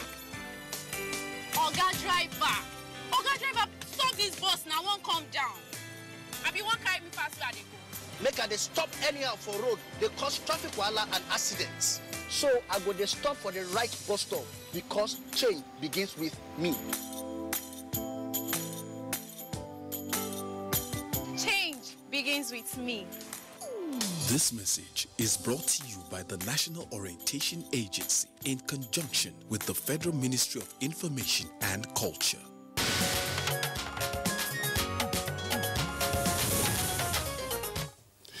All right, welcome back, and it's still Good Morning Nigeria live on the network service of the Nigerian Television Authority. Let's take your comments now that have come in by way of tweets. One of our regulars, Festus Akinboyowa, decisive and speedy trial and punishment of those involved in kidnapping and other heinous crimes will go a long way in checking the menace. Kira? All right, and from Ibrahim Tudu, unless our leaders stop being analog and appreciate digital technology, we may not get through. Global mobile tech, drones, global positioning systems, GPS, and other tracking devices are available and can be easily deployed. Why should we allow bandits be ahead of us? I think this is a very good point. Absolutely. Now, Sonny Michael Amakoji tweets, says that we should not forget in a hurry that kidnapping that we are witnessing today is a fallout of elections that were characterized by violence. Former thugs are now kidnappers. No thanks to politicians. All right, Ibrahim Tudu again. It's disheartening how kidnappers make direct calls to victims with impunity. Why don't we hold national network carriers accountable, and why is NCC powerless over all these incidents? Now, Akeju Olagbaju tweets, now the kidnappers are armed robbers and more deadly. They transformed into kidnapping because commuters no longer carry cash. The law should be applied severely to deal with them.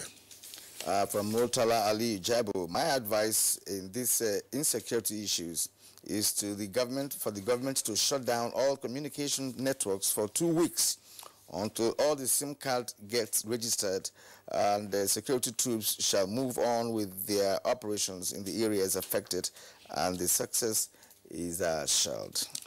All right, we have this from Mike Ayankwa. It says that some innocent persons have lost their lives just for being victims of kidnapping. More worrisome is that we have not seen serious cases in the law courts where adequate punishment is meted out. And from APCA, all we need is to put all security mechanisms, including the use of helicopters, to tackle this issue. I believe in our security men.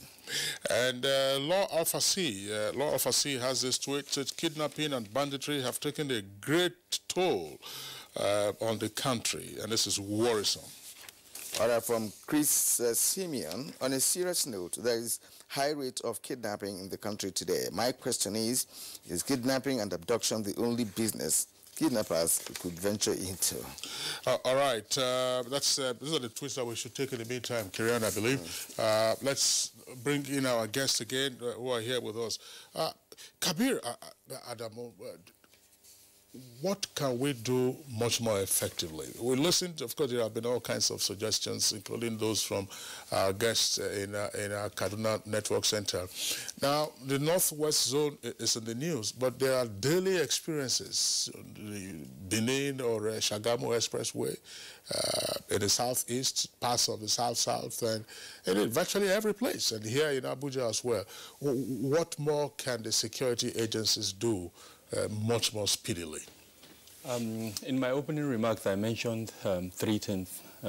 Increase the effort, increase the measures that you take to the risk involved in it, and then lastly, make it difficult for the benefits of the reward. Now, the security agencies, I would like to see more synergy. I'm very happy with developments in the last few days, really. The acting IG of police reached out to the Nigerian Air Force, and we've seen better coordination, and of course with the DSS. Now, intelligence, there are 2 basic types of intelligence that are useful in fighting crime, kidnapping. One of the tweets mentioned the Nigerian Communication Commission and the service providers. No private agency would divulge that kind of information. Let's call it spade a spade. It is not in their realm to provide that kind of information to government. Rather, government needs to acquire technical and surveillance capabilities to get that information itself. And I'm glad to note that this equipment are available and they're not too expensive. So I frankly do not understand why we've not acquired them for monitoring this kind of conversations, pinpointing through different means exactly where the conversation is going on, and then going ahead to arrest. If we tie this to the fact that we don't have enough personnel, then we now understand why intelligence is important. If you can't dominate the forest, remember there is a presidential directive that those forest areas should be dominated. I don't think it's feasible. With human beings. We need technology to dominate that forest. What kind of technology? I've mentioned surveillance, and there are different means to do surveillance. The other technology that is also very important in this regard is the use of surveillance, drones as an example. We can send them out so that we see how this movement are. But more important, really, in all of this, no matter the amount of intelligence you have, if you do not effect arrests and prosecute those that you arrest, then it's useless. In this regard, I would like to talk a bit about the measure by the federal government to ban mining in Zamfara. I see that measure as a bit, too haphazard, too early.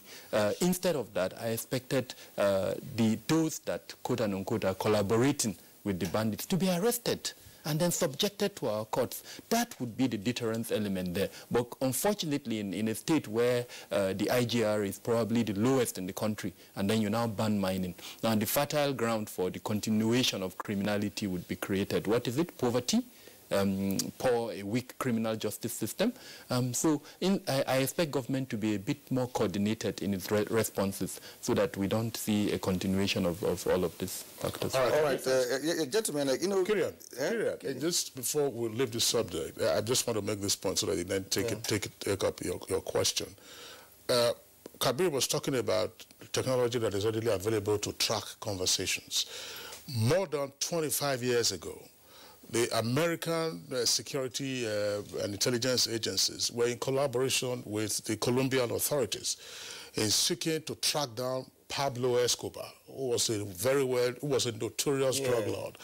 And the end of Pablo Escobar came on account of tracking the telephone conversations that he was having. Exactly. That was more than 25 years ago, and by now the technology would have improved.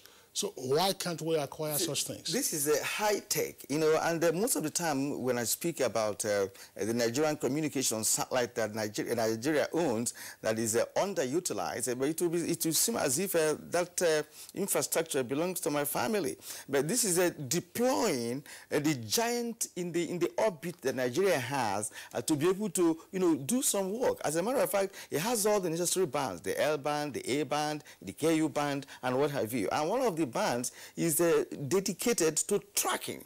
Right, and that was why, of course, you know, America, as you were told, were not in support of that band because China included it in the relaunched Nigerian communication satellite, you know, which is for tracking, you know. And that's what we're saying. So now the question will be to the AIG here with us.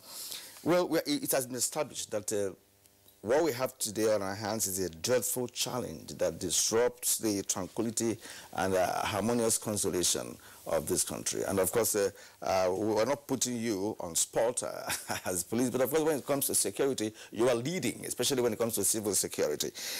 Now, what do you need now as an institution to see how this battle can be won? We've mentioned technology. What others? We mentioned intelligence. And again, how efficacious is the intelligence gathering of the police and other agencies that you collaborate with? Well, thank you. I would rather say, what do we need as security agents? Because the police cannot fight criminality alone. It's everybody's business, including me and you, including the media. So what do we need? For the civilians, we need their patriotism and collaboration to provide intelligence. Then we must realize that funding security adequately is essential for economic growth. The retired AIG talked about, gave a scenario, a past scenario previously of vehicles having no battery. I know there was a scenario like that, but under this present operation, I'm sure over 90% of those vehicles deployed are serviceable. But how far can that be sustained is another challenge. Dangote donated some vehicles to the police not too long ago. Yes, but Dangote did not donate. It didn't come with cash backing and the rest. Dangote donated vehicles, 150, which we actually appreciated, but that was not budgeted for. The fueling of those vehicles. Those are the challenges. Security requires adequate funding. You don't have your own internal budgeting for fueling your cars for operations or something? You see, in budgeting, there is something we call appropriation. There is another thing we call releases.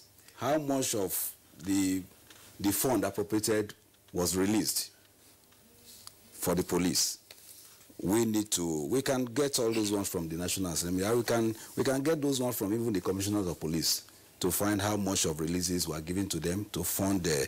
rather, I'm not trying to praise the police in any way, but I want to stand challenged that in the whole of the world, the Nigerian police stands the only organization that puts in a lot of resources, both from wherever, to keep the nation safe. Would you subscribe to an emergency in this area?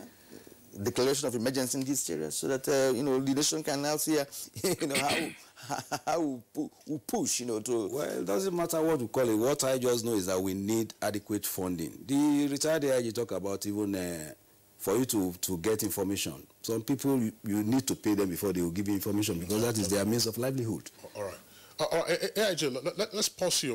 Let's go very quickly to our Kaduna Network Center to also get their thoughts on some of these aspects. I'm just wondering, Mohammed Ali, before Tambari Yabo retired AIG, is there a sense in which perhaps what we are seeing in the Northwest, and which might percolate to other parts of the country, that Nigeria is probably under invasion by foreigners. When we talk about herdsmen, we say Fulani herdsmen. Fulanis are all over West Africa. I mean, we always had Fulani herdsmen in these communities. They were not raiding and destroying those communities. What exactly is playing out? And the kinds of weapons that they are using now, have we sufficiently interrogated that perspective? I know that President Buhari at some point had raised this, but politically, it was dismissed. That they said, no, what do you mean by foreigners are involved in all this? But can we look at it much more closely? If Katsina is under siege, Zamfara, parts of Sokoto, and more especially Kaduna. Mr. Kingsley, the Fulanis Nigerians living with us. If you cast your mind back to some 30, 35 years ago, the Fulanis have lived side by side their host agrarian communities without any problem. But of recent, the emergence of informal security actors, the vigilante groups, they have evolved a means by which they attack Fulani settlements, arrest them for all sorts of accusations, take them to their own camps, charge them. In the process, some of them are even killed, because 5 days ago, precisely on the 7th of this month, 5 Fulani youths who came into Funtua General Hospital to see a sick relative were subsequently killed by members of the vigilante group operating in Katsina, which is illegal, because even if they are charged of any offense, what they need to do is to arrest them and take them to the police. They have no right whatsoever to conduct even investigation, not to talk of killing them. Here in Kabobo, under Igabi local government in Kaduna State, 5 Fulani youths were equally arrested. 2 of them were summarily killed by members of the JTF operating in Igabi local government. And as I speak today, the whereabouts of the 3 is still unknown.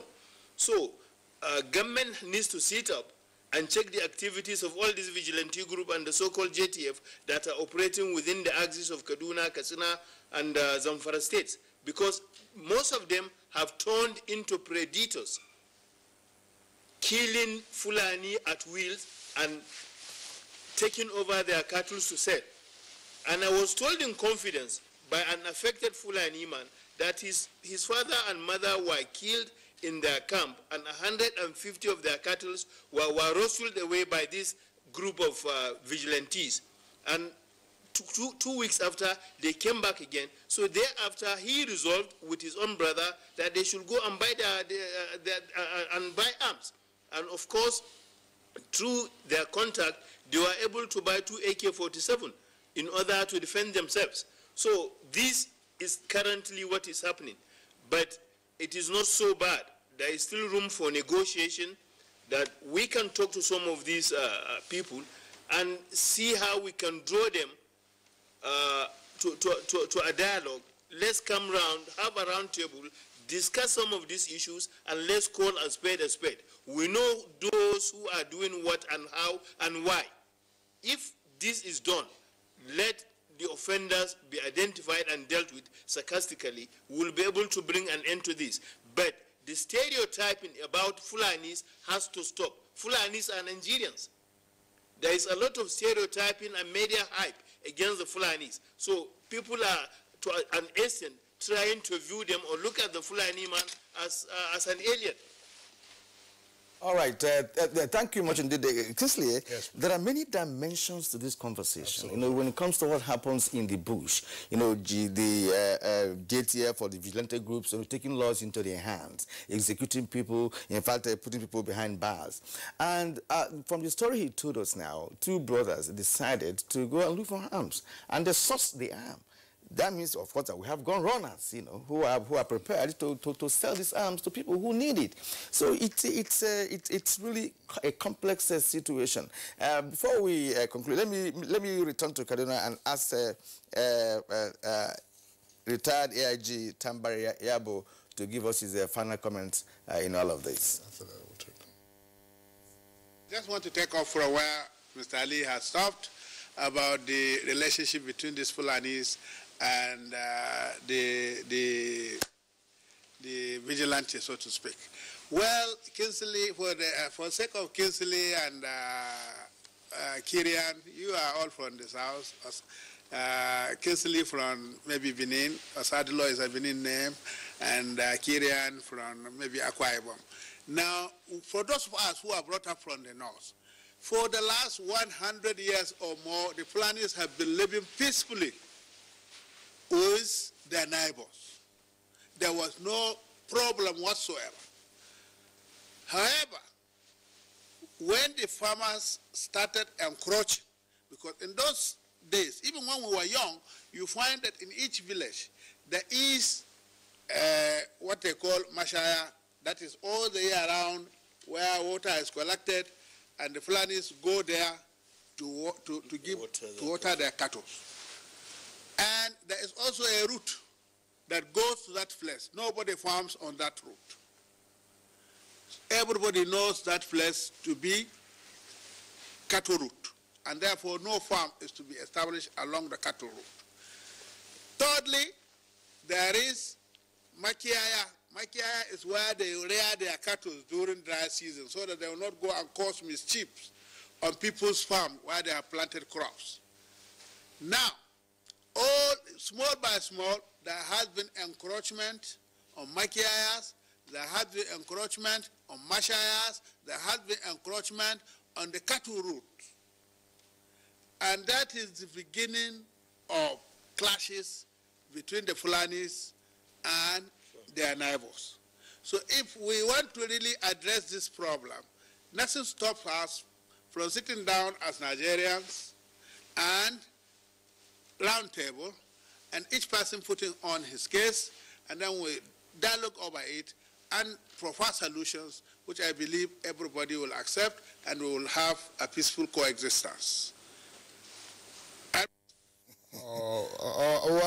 Retired AIG Tambari Yabo, thank you very much. Sorry we have had to cut you short, but we just want to get the closing thoughts also of another guest of ours, Mike Ejiofor. But just before Mike comes in, you were trying to trace the place of origin of my colleague Kirian. His last name is Umayo. You said it's probably from Akwa Ibom. Maybe if we trace his family tree, probably we'll have a branch in Akwa Ibom.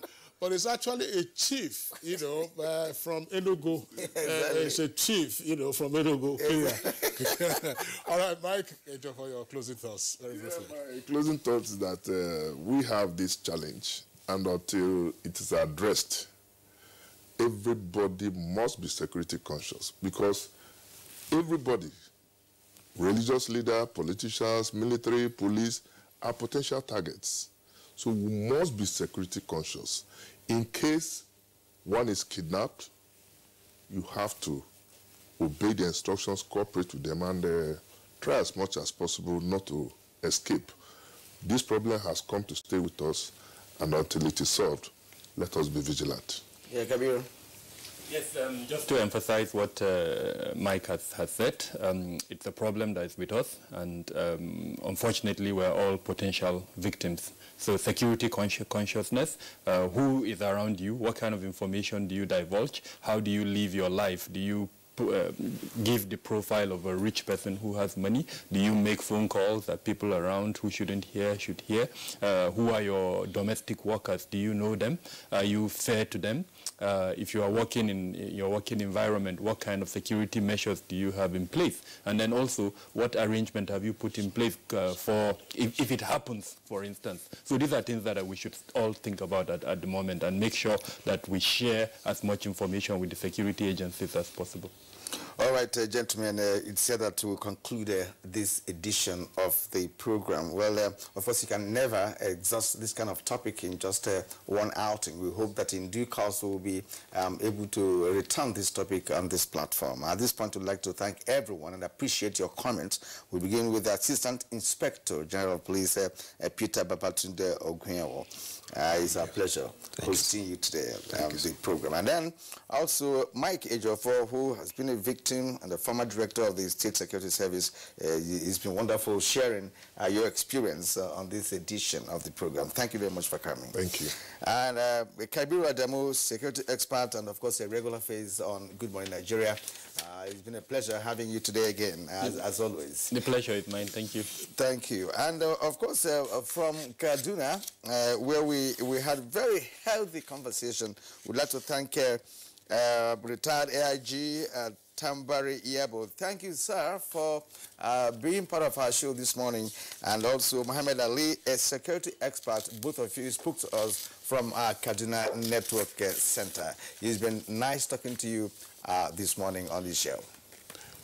All right, so that does it for us on Good Morning Nigeria today. We'd like to thank you for tuning in. We're back tomorrow, same time, 7 o'clock in the morning. My name is Kingsley Osadolo, wishing you the very best of the day.